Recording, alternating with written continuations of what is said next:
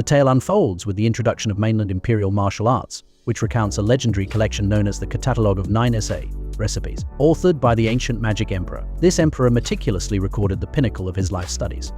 The ancient Devil King is heralded as the mightiest being on the continent, and his extensive knowledge was preserved in a tome that became dispersed across the world.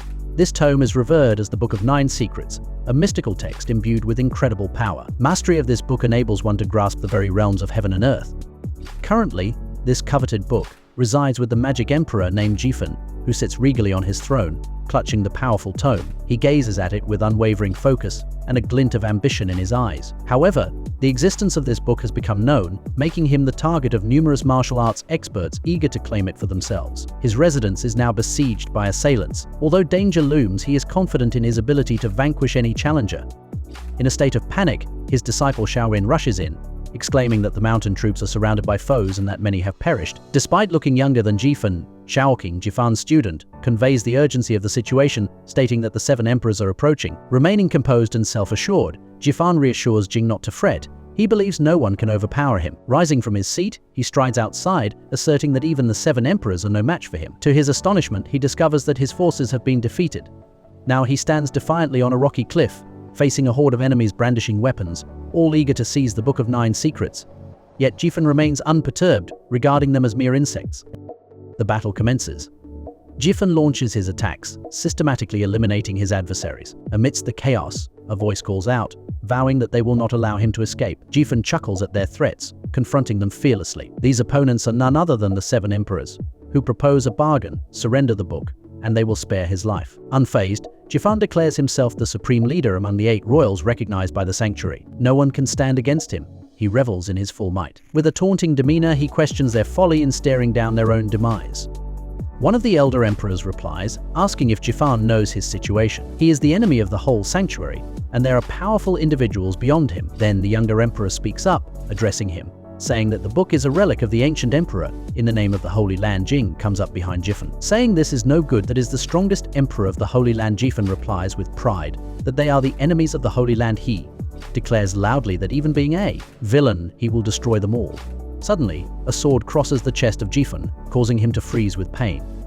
All 7 emperors witness this and declare to Jifan that it is his time to die. Unbelievably, he realizes that it was Shaoqing who betrayed him, leaking all the information about the book and the mountain troops. He is fully shocked. All 7 emperors now fly in the sky with pride. Jing remains on Jifan's back as he asks him why he betrayed him after teaching him since he was young. Jing exposes the reason for his betrayal, stating that he didn't want to allow Jifan to use the book alone. With joy, he says that Jifan always stopped him from reading the book, treating him like a thief. Magic Emperor Jifan is shocked by this revelation. Jing removes his sword from Jifan's body, pretending not to care about what Jifan thinks of him. He proudly declares that Jifan will not escape him and reminds him that he was the one who taught him about this. Jifan slowly smiles and tells Jing that he taught him since he was a child, but he betrayed him. Now, no one in the world can trust him. Blood flows from Jifan's mouth as he becomes miserable and is about to die. He falls down, smiling towards Jing. Then he decides to destroy the book along with himself so that no one can get it, and he means it. Tension fills the air as everyone begins to scatter, realizing that Jifan is on the brink of self-destruction. A blinding explosion of light envelops him, obliterating everything in its vicinity, including the book and himself. His lifeless form shines brightly like a star before crashing down to the earth. In a dark forest under the cover of night, a few lifeless bodies lie scattered on the ground, blood staining the soil, including that of a young boy clad in gold and red garments. It is evident that a fierce battle has taken place, resulting in this tragic scene. Suddenly, a beam of light illuminates the boy's head, and he jolts awake, astonished to find himself staring at his own lifeless body. Bewildered, he stands up and scans his eerie surroundings, taking in the haunting atmosphere of the forest. The distant sounds of wolves echo through the night, their snarls reverberating ominously. Yet the boy remains untroubled. He meets their gaze, and the wolves, sensing something unusual about him, retreat in fear, recognizing the latent power he possesses. From afar, a voice calls out his name, Jifan imploring for assistance. Assuming that the voice belongs to someone familiar with the body he now inhabits, the boy approaches cautiously. As he draws nearer to the source of the voice, he contemplates absorbing the individual's energy to bolster his own strength. When he places his hand on the man's forehead, the unexpected gesture startles the stranger, who quickly realizes that this boy is not Jifan but someone entirely different. Undeterred, the boy continues his actions, absorbing the man's power and revealing his true identity as the Magic Emperor Jifan, employing the Forbidden Drain Touch technique from the Book of Nine Secrets. He siphons the man's life force, leaving behind a mere skeleton.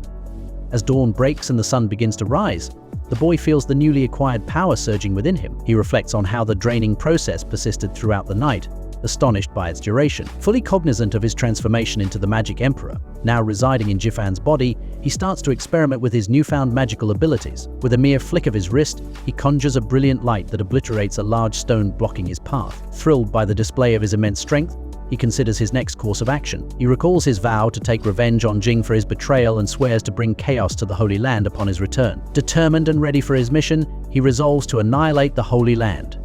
Jumping from tree to tree, the boy marvels at the complete restoration of his body, which has now reached the 5th level of power. However, he acknowledges that the journey back to the Holy Land will require significant time and effort. Lost in his thoughts, he is abruptly interrupted by the sound of something happening nearby. He sees a group of people with swords ready to fight. Among them are a man and a girl holding swords. The man angrily accuses the Sun family of being traitors and deceivers. He introduces himself as Pang Tongling, head guardian of the Luo family. On the other side, an older man with a few guards warns Pang Tongling to stay out of affairs that do not concern him. This man is Sun Guania, a servant of the Luo family. The girl, accompanied by a young boy, boldly declares that the H-Longjian martial arts technique belongs to the Luo family and she will not surrender it, even in the face of death. The young boy, showing determination, asserts that he will kill their opponents and tells his sister not to stop him. Magic Emperor Jifan watches the scene unfold and realizes that the Luo family is in trouble, dealing with bandits. Suddenly, he feels a strange sensation in his heart. Shocked by the unexpected connection he feels towards the Luo family. Confused by these feelings, he decides to leave the area. As he takes flight, a sharp pain shoots through his chest, leaving him perplexed. He raises his sword into the air, trying to make sense of the turmoil within him. His heart is feeling a strange pain. He falls down, wondering what is happening, and if it's due to his training. His face turns black with pain, and he questions whether his body is suitable for magic. He sits in a yoga position, realizing that his body is good for him and his breathing is normal. However, he is still in pain and wonders what exactly is happening to him. Suddenly, he hears a voice again and flies towards it. Now he is sure that his pain disappears after seeing the expression of the Luo family. He ponders deeply, realizing that if he leaves, he will experience chest pain again. He understands that it is the magic of his heart. For practitioners, being exposed to magic is like a curse. They cannot act freely according to their desires. If they break the curse, they will die. Magic Emperor Jifan comes to this realization and decides to combine his memories with the boy Jifan to understand how heart magic works. In a past memory, there is a house where Jifan's father dies protecting the Luo family. Now the Luo family takes care of him as if he were their own. Jifan is just a kid, and a lady is protecting him from a man named Uncle Pang, who means no harm. Uncle Pang loves Jifan and tells him he is still too weak to protect the Luo family, but he will teach him basic fighting skills. Jifan looks happy and is determined to work hard. He wants to protect the Luo family. A fight breaks out between the Luo family and bandits, and fire engulfs the surroundings. Screams can be heard, urging everyone to protect the young master and the lady. Luo's parents are killed while trying to safeguard their children. Magic Emperor Jifan suddenly snaps back from his memory, realization dawning on him that the young boy is indeed himself. He exclaims, "This boy's father saved my life in gratitude." Jifan had sworn an oath to the Luo family, pledging to protect them for eternity. The Luo family had not only taught Jifan martial arts, but had also nurtured him with affection, treating him as one of their own, despite the absence of blood ties. The elders had always recognized the boy's extraordinary potential. Meanwhile, Magic Emperor Jan finds himself in a precarious situation. After receiving a warning from Miss Lady about the treacherous foggy forest and the looming dangers, he takes command and urges them to press onward. She mentions Black Wind Mountain, a notorious location where even bandits are likely to be aware of their presence. Despite the imminent threats, Jan instructs her to head toward the mountain with a child, Yin Hai, while he confronts the bandits. Miss Lady hesitates, glaring at Jan with frustration. She expresses her desire to reprimand him for his reckless arrogance, yet ultimately complies with his orders. Shrouded in darkness and fog, they venture into the misty forest, where thick fog has lingered for years, making navigation nearly impossible. As they reach the edge of a cliff, she recounts tales of the area's formidable power, referencing her father's stories about the chief of Black Wind Mountain, who is said to be as strong as him. Suddenly, the bandits launch their attack. Miss Lady feels a pang of sadness, but she quickly notices that Jan, instead of being frightened, wears a smile as if he relishes the impending chaos. She proposes to create a diversion for the bandits, allowing Jan to escape with Yan Hai, but he firmly refuses. He declares that if she doesn't come with him, he won't protect the child. His chilling threat to kill Yinhai if she doesn't comply leaves her in shock.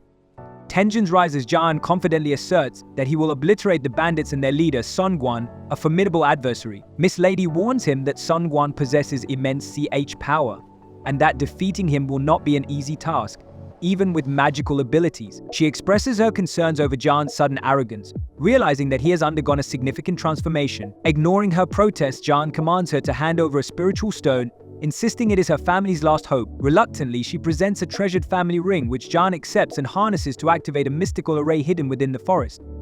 With the array activated, the ground beneath them trembles, and a shimmering barrier forms surrounding them. Jian's confidence swells as he prepares to face the bandits head-on, his eyes blazing with determination. Miss Lady, now torn between her apprehension and the need to trust Jian, steels herself for the battle ahead.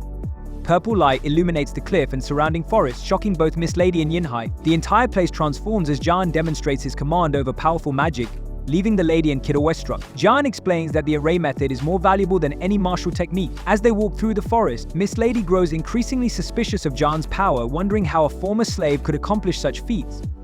Meanwhile, back with the bandits, Sun Guan and Pang have their own confrontation. Pang, still loyal to the Luo family, expresses his disgust with Jian, calling him a traitor. However, Sun Guan decides to use Pang as a hostage to lure Miss Lady into a trap. But as they make their way through the forest, they are shocked to find Jian calmly sitting under a tree, waiting for them.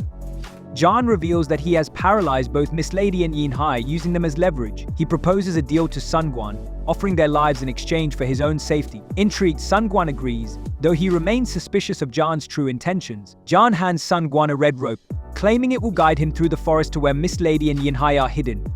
However, it soon becomes clear that Jian has deceived them all. As Sun Guan and his men attempt to follow the rope, they are led into a deadly trap. The red rope is cut, and Sun Guan realizes they are caught in an array, surrounded by magic. Furious, Sun Guan vows to kill Jian, but the fog begins to shift into a red hue, signaling the activation of a powerful spell. Back with Jian and Miss Lady, she asks him what he plans to do next. Jian comes closer to her, holding her hand and offering to help. Though she feels uncomfortable, she follows him, unsure of what his real intentions are. Jian's cunning and manipulation continue to unfold as he maneuvers everyone around him, holding secrets and power that none fully understand yet. He advises her to stay focused and places her hand under the golden ring on the earth. She feels an extraordinary power emanating from it. They both focus their energy. He asks her to kill their enemies. They unleash their attack, causing a burst of light that shocks everyone. A dark, strong shadow covers the sky, and intense green lights surround everything. The guards there are shocked by the display. A green shadow attacks one of the guards, resulting in his death. Both of them are struck down instantly by the attack. Esquania, witnessing this in fear, tries to retaliate. However, the green shadow attacks him as well, and he falls to the ground, blood pouring from his body. Injured, he asks Shan who he truly is. Shan, standing in the darkness, calmly replies for him to go to hell and to inform the king of hell about him. The story moves with the question, after all, who is Shan? Doan is performing his magic. He says worldly things return to worldly things, soil returns to soil, the ghost kill, and cave returns to him. He repeats loudly, return. There is a burst of light. Miss Lady can't see in the bright light and worries. She thinks about tactical disposition and believes he loses array control and is in his full power, waving in the air with joy to gain more power. He transforms into the great decisive heresy. He gains the 7th level. He warms up and advances to the 8th level, then the 9th level of power. He gains the spectacularly powerful level and enjoys this moment a lot. He reaches the dreamed level of power. Voices of enjoyment roar in the air. The original magic brought by the assassination has been exhausted. His power is now priceless, but the more breakout times like this one, the more valuable the achievements become. He stands in the explosion, using of his own energies. He is now in full form with all his powers. He gathers all power levels and calmly comes out of it. He walks and thinks that this time he breaks through it compared to the last time. The pulse widens, and the energy located in acupuncture points is 3 times more than the normal gathered strength level. Now the sun comes out, and the day begins. He faces the sunlight on his face. Now he thinks that he has made a breakthrough and now needs to practice some martial arts. The Lady Master, her brother, and Pang come and address him. They come closer to him and ask where he has been and how the array suddenly goes out of control. They inquire about the fog that has disappeared. They are all curious about it. Magic Emperor Wan tells them that it's probably because the Linchin is too small, so the array becomes defective and goes out of control. He also explains that he just went to see if Sun Guania and the others are dead or not. Unfortunately, no one escaped. Then Toning Pang comes closer to him. Mrs. thinking about it, Xuan becomes nervous as to why he is coming closer to him. Then Pang sits down on his knees, surprising everyone in front of Magic Emperor Jafan, and says that earlier he used to curse him because of his actions, but he didn't know that he was setting a trap for them. He asks Xuan to scold him, or do whatever he wants to do. He even offers to take his head if he wants, which surprises San. At this moment, Magic Emperor Zan thinks that Pang is loyal. This reminds him of the loyalty of Shin. He decides not to fall into this situation again. He respectfully raises Ping from his knees. He tells him that Pang is the head guard of the Lu family, and he is only a servant, so he doesn't dare to punish Pang at all. Furthermore, he explains that this time they defeated them with Miss Help. Pang becomes happy to hear this while Miss is thinking about how she helped in this situation. She slightly accepts the appreciation and Pang happily roars in the air, saying, "God bless Miss Lu's family, and now we have the power of brotherhood." He believes that the rise of the Luo family is near. Now Zan asks Miss what her new plan is since they have more threats waiting for them. Then Pang contributes by saying that initially they plan to protect Miss as she goes to the Feng Kai family city. Moreover, he explains that the son of the Kai family leader will marry Our Lady. Dinan inquires that the Kai family is in PH City, and he thinks that if they can give Miss Lu's family to them, maybe the will and the magic of the heart will disappear. Then he will be free. He decides to go to the Kai family along with him, that he aims to come back. The scene shifts inside a dimly lit castle where flickering candles cast dancing shadows across the stone walls. A man sits comfortably in a grand chair, his expression calm and commanding. In front of him, another man bows respectfully. The seated man inquires about Esquania, and the bowing man reports that Esquania has apparently failed in his mission, and now they find themselves in F City. A smile creeps onto the man's face as he instructs his subordinate to keep a close watch on the situation. The man nods eagerly and departs, leaving the chamber. He enters a dark room where his master, an imposing figure lying on a lavish bed, awaits. He addresses his master, expressing confidence that the old friend of his master is already present and ready. He continues, stating that until they secure the palm of the returning dragon, he will ensure that his master and his brothers are reunited. With a gleeful laugh, he exits the room, the sound echoing through the castle corridors. Meanwhile, Daofan and his companions arrive at the bustling Fong City. Lai points out a landmark in the distance, and they spot Brother John, who notes that this is his first visit to F City. He remarks that it appears not much different from a small village. As they discuss their next steps, they come to the realization that approaching the Kai family directly would be unwise. Xuan and Yi decide to head ahead to meet them first, promising to return for the others later. Despite some initial reluctance, the group agrees to rely on the Kai family's assistance, understanding the potential backlash of their direct approach. They decide to rest at a nearby inn while Xuan and Yi go ahead. Shan expresses his eagerness to explore the city before rejoining them later. Upon arriving at the inn, Jan spots a commotion nearby. A vendor is adamantly claiming that a piece of jade he's selling is genuine, while a beautiful lady dressed in elegant attire insists that it is fake. Intrigued, Teen steps forward to engage with the seller. A heated debate ensues over the authenticity of the jade piece, with Sean boldly declaring it to be a counterfeit. Amidst the chaos, Sean exclaims that now they know the jade is fake, prompting laughter from the vendor. "Have you even seen real jade before?" the vendor scoffs, addressing the crowd. "What kind of nonsense is this?" With unwavering confidence, Zan asserts that he truly possesses the ability to discern the authentic from the fake. Urgently, he advises the lady to leave, warning her to avoid further trouble. Sean brushes off the vendor's taunts, firmly stating that the jade is indeed a forgery. The crowd watches in disbelief, their eyes shifting between Sean and the vendor. Unfazed, Sean insists he can prove his claim. He nods in agreement with the lady's assertion of the jade's falsity. The vendor, now flustered, challenges Sean to demonstrate his claim. "Where are you from, boy, to declare my jade fake?" he bellows, his anger bubbling to the surface. The lady stands nearby, observing the escalating tension with a keen interest. In retaliation, the vendor hurls insults at Zifan, dismissing his words as foolishness. Undeterred, Doan is determined to unveil the truth. He suggests a demonstration to prove his point, drawing a curious crowd to witness the showdown. Doan produces a small vial filled with a liquid containing sulfur and sediment, easily found in the area. "This will reveal the truth about your jade," he declares confidently, ready to put the vendor's claims to the test. He explains that if the jade is indeed a fake, soaking it in the liquid will reveal the truth. Reluctantly, the seller agrees, placing the jade into the vial. To everyone's astonishment, the jade instantly turns a vivid red upon contact with the liquid. Shocked, the seller's face pales as the crowd gasps in disbelief. Adon explains that the jade was merely a clone piece, which explains the unexpected reaction. He insists that the seller must acknowledge the truth and admit that the lady was right. Feeling cornered and humiliated, the seller realizes his deceit has been laid bare. The lady then asserts that this fake jade is only worth 3 spiritual stones, a fraction of what he claimed. Suddenly, a piece of jade strikes the seller on the head, causing him to wince in pain and rage. He turns to the crowd, demanding to know who threw it. Amid the uproar, disgruntled customers begin tossing back the jades they bought from him, clamoring for refunds and accusing him of fraud. The seller, now boiling with anger, targets Sean, vowing to exact revenge. The lady steps forward, acknowledging Sean's skill. She admits that while she knew the jade was fake, she lacked the means to prove it. Sean responds, casually mentioning his past experiences with such scams. He inquires if she had planned to purchase the jade earlier despite its flaws, to which she gently replies that her goal was solely to unveil the truth, not to buy it. With a slight smile, she walks away, leaving Jan and Pang intrigued by her enigmatic presence. Jan notes the intensity in her gaze, feeling a strange sense of fortune for having experience in these situations. He instructs Pang to head back to the inn and lend him 10 spiritual stones, which Pang reluctantly hands over.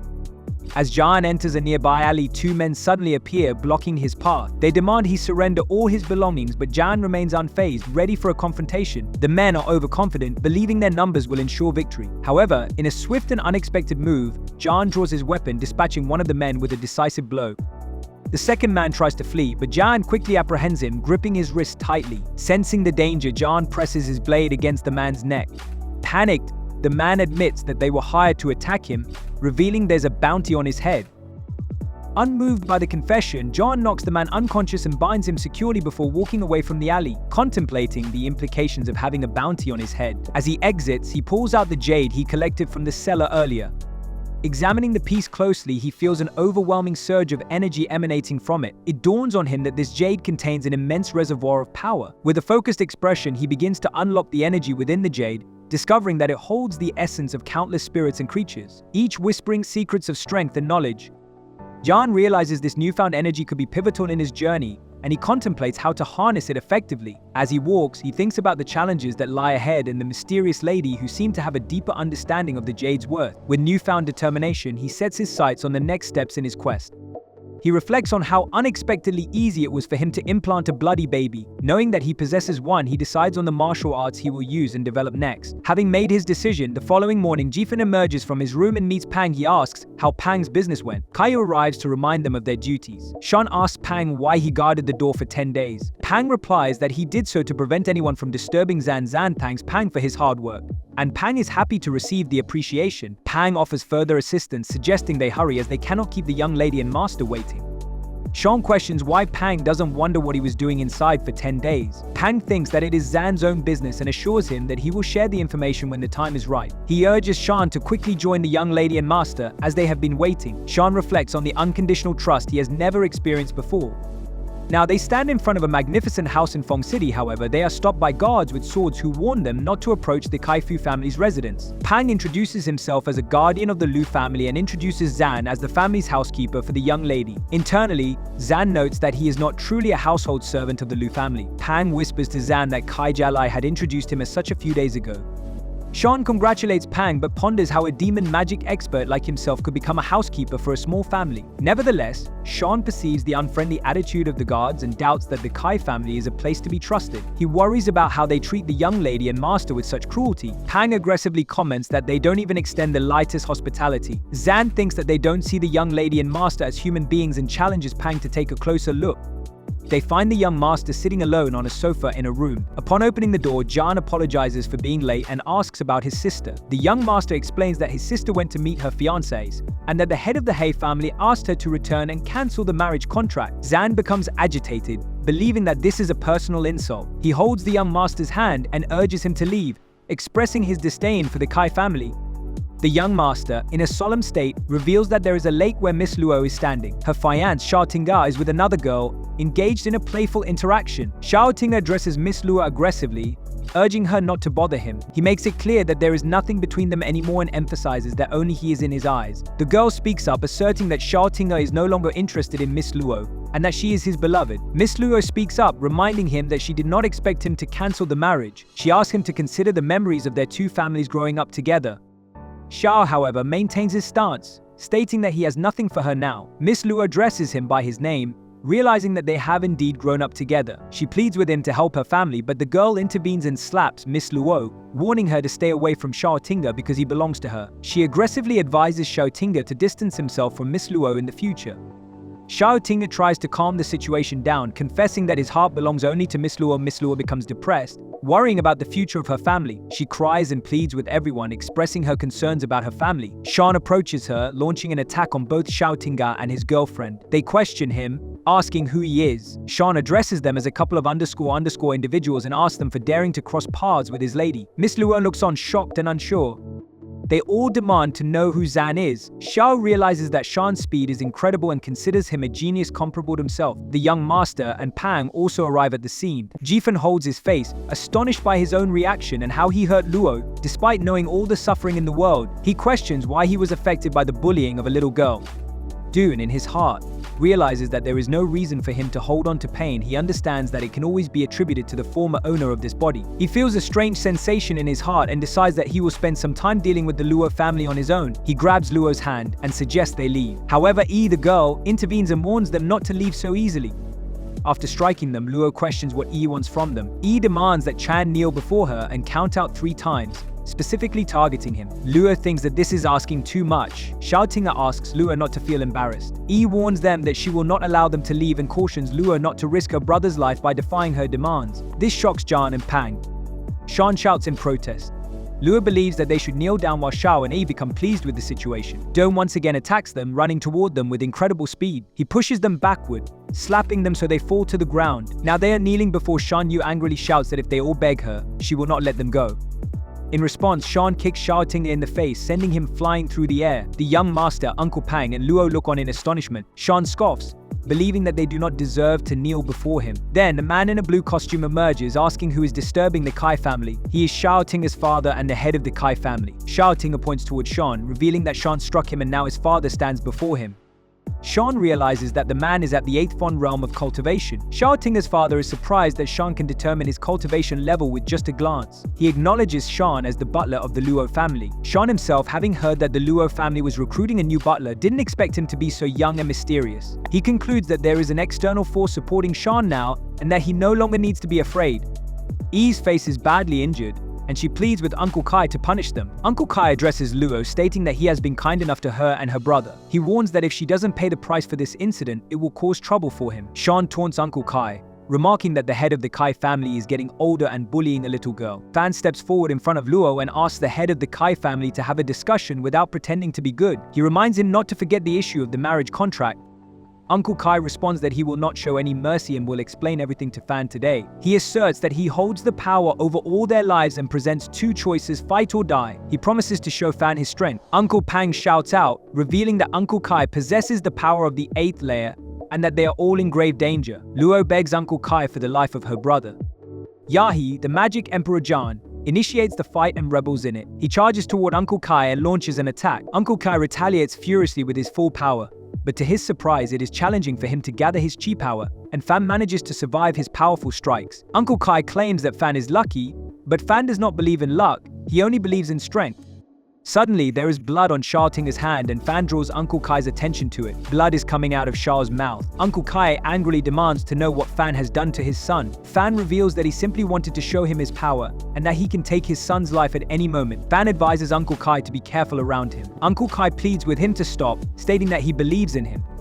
Fan smiles proudly and leaves with his companions. As they walk away, Fan warns the leader of the Kai family that if he disregards his warning, he will finish him. He laughs loudly.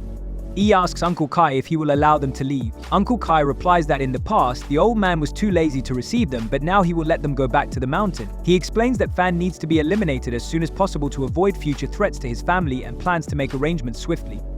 Yi is furious, thinking that if Uncle Kai is afraid to touch Fan, the elders of her family will seek revenge. She is angry at the thought of Fan daring to strike her pretty face and vows to make him suffer the consequences for offending the members of the 7 imperial families. They arrive back home, and Jan approaches Miss Luo, asking if she knows about the 7 empire families. This question surprises Miss Luo, and she asks how he knows about them.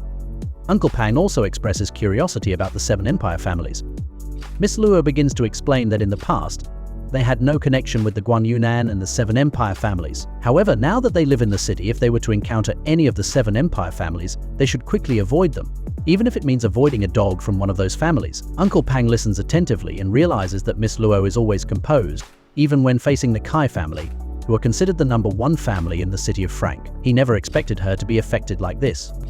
Miss Luo continues, stating that regardless of the Luo family or the Kai family, no matter how strong they may be, they are just secular families. However, in the Tenyu Empire, during its early foundation, there were 7 ministers who received special consent from the real family and became known as the 7 Empire families. They possess authority and power, surpassing that of other families. Going against them is akin to going against the Emperor itself. Miss Luo concludes her explanation, and Uncle Pang comments that there is no comparison to the power of the Empire family in the land. Miss Luo affirms the 7 Empire families are untouchable, and everyone is aware of it. Fan then asks about the Sun family's inclusion in the 7 Empire families. This surprises Miss Luo, and she questions how he knows about them. Fan further explains that the Sun family is the family with the most status and authority in the capital cities. A warning bell rings in the back of his mind as he recalls that the head of the Sun family can be powerful. Now, if you enjoyed this episode, don't forget to like, comment, and subscribe. Stay tuned for the next chapter.